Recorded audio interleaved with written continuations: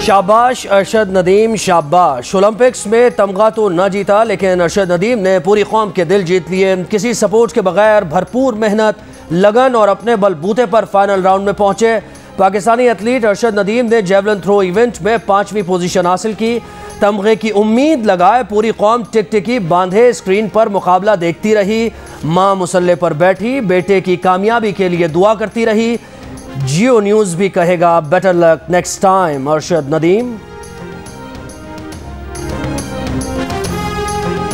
ना इन्विटेशन कोटा, ना wild card entry, सिर्फ कारकर्दगी। अरशद नदीम ने मियां चन्नू से टोक्यो तक का सफर अपनी मेहनत से तय किया। जंग आलूद हालात से वर्जिश करते करते ओलंपिक स्टेडियम जा पहुंचे। वो 2019 में नेपाल के शहर खटमंडू में 86.29 मीटर फासले तक नेजा फेंककर साउथ एशियन गेम्स का नया रिकॉर्ड कायम कर चुके हैं। इसी कारकर्दगी की बुनियाद पर वो बराह रास्त टोक्यो ओलंपिक्स के लिए क्वालिफाई करने में कामयाब हुए थे।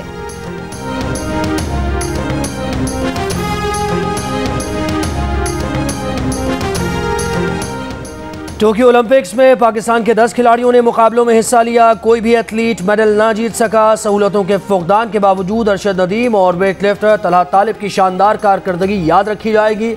दोनों भरपूर मेहनत और अपने बलबूते पर ओलंपिक गेम्स में मेडल के करीब पहुंचे। मेडल तो ना जीत सके मगर अवाम के दिल जरूर जीत लिए।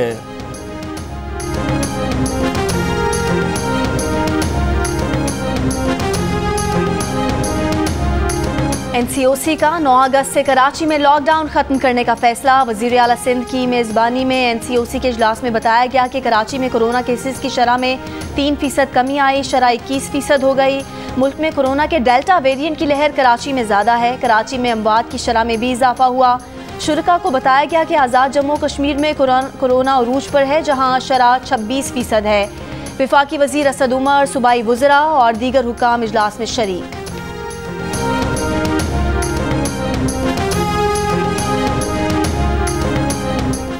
कोरोना की चौथी लहर के दौरान एक दिन में सबसे ज्यादा 95 अमवात, 24 घंटों में मजीद 4720 अफराद मुतासर। केसेस मुस्बत आने की शरह 8% से जायद रही। कराची में कोरोना के मुस्बत केसेस की शरह बदस्तूर ज्यादा, 1700 नए केसेस, शरह तकरीबन 23.5% रही। रावलपिंडी में शरह 27% रही, पिशावर में 16%, हैदराबाद में शरह तकरीबन 11.5%, लाहौर में तकरीबन 8%, फैसलाबाद में 6% और कोयटा में 3% रही।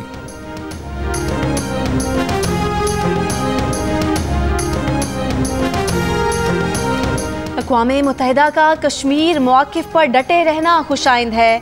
बयान भारत के कश्मीर पर मौक़िफ़ की नफ़ी करता है। जम्मू और कश्मीर ना कभी भारत का हिस्सा था ना कभी होगा। पाकिस्तान का कश्मीर पर सेक्रेटरी जनरल अक़वाम मुत्तहिदा के बयान का खैर मकदम। दफ्तर खारजा ने कहा कि अक़वाम मुत्तहिदा सलामती काउंसिल एजेंडे पर कश्मीर देरीना तरीन हल तलब मसला है। भारत को आलमी बिरादरी के साथ किए वादे पूरे करना पड़ेंगे। सेक्रेटरी जनरल का बयान 5 अगस्त के भारतीय गैर कानूनी इक़दाम के 2 साल मुकम्मल होने पर आया।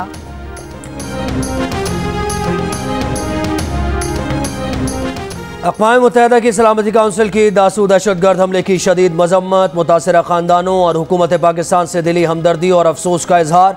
सलामती काउंसिल का कहना है कि दहशतगर्दी खा किसी भी जज्बे या मकसद की खातिर हो कबूल नहीं। आलमी कानून और सलामती काउंसिल की करारदादों के मुताबिक मजाज हुक्काम पाकिस्तान और चीन से ताउन करें। दहशतगर्दी के मुजरिमों, सरपरस्तों और माली ताउन करने वालों को इंसाफ के कटहरे में लाया जाए। दासू में बस में धमाके से 9 चीनी और 3 पाकिस्तानी जाँ बहक हुए थे।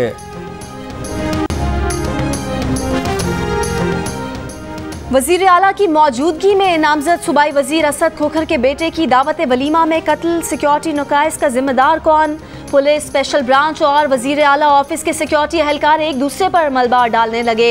जराये के मुताबिक स्पेशल ब्रांच के एहलकारों ने सुराग रसा कुत्तों से पंडाल चेक ही नहीं कराया। लाहौर पुलिस ने दावा किया है कि वजीर आला पंजाब निजी तौर पर दावत वलीमा में शरीक हुए।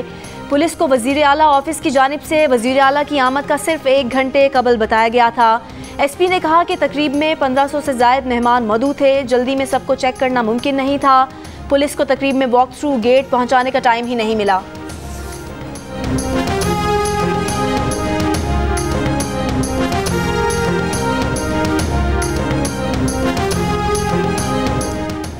लाहौर में नामजद सूबाई वजीर असद खोखर के भाई के कत्ल के मुलजिम से इब्तदाई तफ्तीश में सनसनीखेज इंकशाफात सामने आ गए। मुलजिम ने बताया कि वो वलीमे की तकरीब में असलहे के साथ 8:15 बजे ही आ गया था। मेहमानों के साथ बैठा था।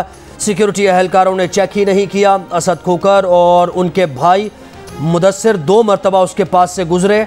वज़ीर आला पंजाब वापस जाने लगे तो तीनों भाई साथ थे। वो वज़ीर आला के पीछे पीछे माकी से बाहर आ गया। वज़ीर आला गाड़ी में बैठे तो आगे बढ़कर मुबश्शिर पर फायरिंग कर दी। मुलजिम का मकतूल पर अपने भाई और चचा के कत्ल में मुलव्वस होने का इल्ज़ाम। कहा उसने कत्ल की मनसूबाबंदी खुद की। एक कत्ल के जुर्म में 8 साल जेल काट चुका है। गिरफ्तार मुलजिम नाजिम के खिलाफ कत्ल का मुकदमा दर्ज।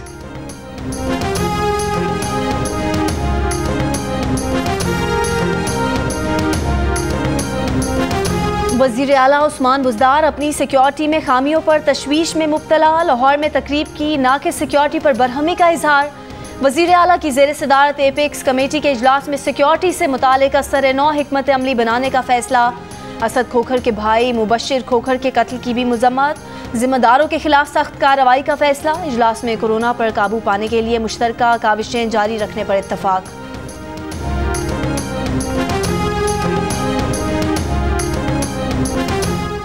FIA ने सीनियर सहाफ़ी आमिर मीर और इमरान शफकत को हिरासत में लेने के बाद शख्सी ज़मानत पर रिहा कर दिया। बिलावल भुट्टो, मरियम नवाज़, परवेज़ रशीद और शहरी रहमान की दोनों सहाफ़ियों को हिरासत में लेने की मजम्मत। हुकूमत की नाअहली और नाकामी छुपाने की कोशिश करार दे दिया। At any time he can check how many votes have been casted in the machine. अच्छा। So you want to इस तरह ग्राउंड करें। तो मेरा सबसे बड़ा point. Sir. The moment the election finishes, हम ये दबाएंगे और रिजल्ट आ जाएगा। just press this button और जिसमें सारी इंफॉर्मेशन है। आपको कितने वोट कास्ट हुए, कितने बजे स्टार्ट हुई थी हमारी अपनी मशीन है। बिल्कुल सर, ये हमने खुद बनाई है। इसमें सवाल है। बिल्कुल एक्सीलेंट, सबको बड़ी मुबारक हो। इस्लामाबाद में वज़ीर आज़म इमरान खान को इलेक्ट्रॉनिक वोटिंग मशीन से मुतालिक ब्रीफिंग। वफाकी वज़ीर science and technology Shibli Faraz ने वोट डालने के तरीके और मशीन की खुसूसियात से आगाह किया। वज़ीर आज़म ने वोटिंग मशीन की कारकर्दगी जांचने के लिए फ़र्जी वोट भी डाला। वोटिंग मशीन तैयार करने वाली टीम को मुबारकबाद।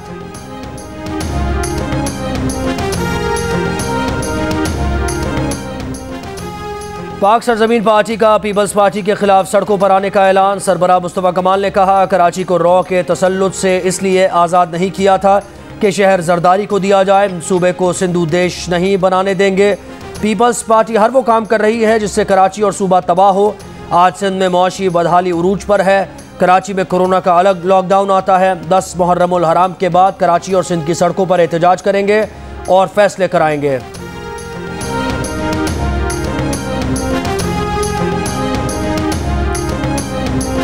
अदालत ने टिकटॉक पर पाबंदी का कोई हुक्म नहीं दिया। PTA वकील पाबंदी लगाने पर इस्लामाबाद हाई कोर्ट को मुतमईन न कर सके। चीफ जस्टिस अतर मिनल्ला ने तहरीरी हुक्म जारी कर दिया। हुक्मनामे में कहा गया है कि PTA हुकूमत से मुशावरत करके फैसले पर नजरसानी करे। ऐप को रेगुलेट करना उस पर पाबंदी लगाने का जवाब फराहम नहीं करता। सिंध हाई कोर्ट और पेशावर हाई कोर्ट के सामने PTA ने तस्लीम किया कि टिकटॉक के फ़वाइद ज़्यादा और नुकसानात कम हैं। PTA के मुताबिक 1% या चंद टिकटॉकर काबिल एतराज़ मवाद अपलोड कर रहे हैं। टिकटॉक ऐप ज़्यादातर माशरे की पसमानदा क्लास की कमाई का जरिया है। 23 अगस्त तक PTA से रिपोर्ट तलब।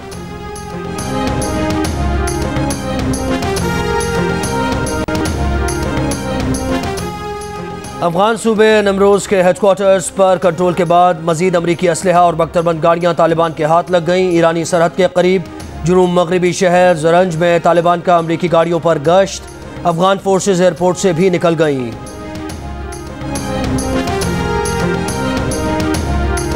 बरतानिया के बाद अमेरिका की भी अपने शहरियों को फौरी अफगानिस्तान छोड़ने की हिदायत।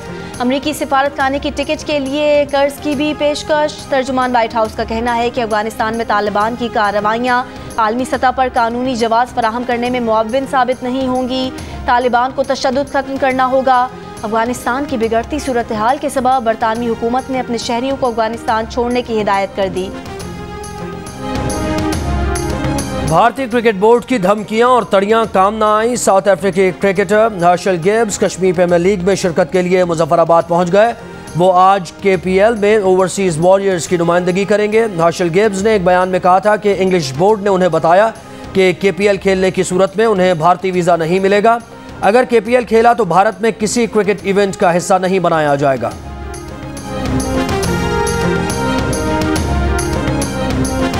पहली कश्मीर प्रीमियर लीग में आज 2 मैच। पहले मैच में बाग स्टैलियंस ने कोटली लॉयंस को 5 विकेट से शिकस्त दे दी।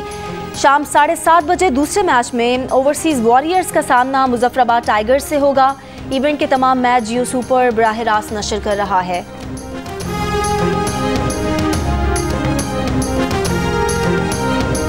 वतन अजीज़ का जश्न आज़ादी करीब आने के साथ मुल्क भर में मिली जोशो खरोश बढ़ने लगा। जश्न आज़ादी की तैयारियों के लिए सब्ज परचमों की खरीदारी। आस्तीन चढ़ाओ वैक्सीन लगाओ, आस्तीन चढ़ाओ वैक्सीन लगाओ। वैक्सीन जो है महफूज भी है और मुफ्त भी है। क्या मुफ्त भी है? हाँ मुफ्त भी है। तो अपना तुम हिचकिचाओ, आस्तीन चढ़ाओ वैक्सीन लगाओ, आस्तीन चढ़ाओ वैक्सीन लगाओ। और वैक्सीन को हाँ और कोरोना को ना, आस्तीन चढ़ाए वैक्सीन लगवाएं। डोंकी किंग मंगू ने वैक्सीन एंथम बना लिया।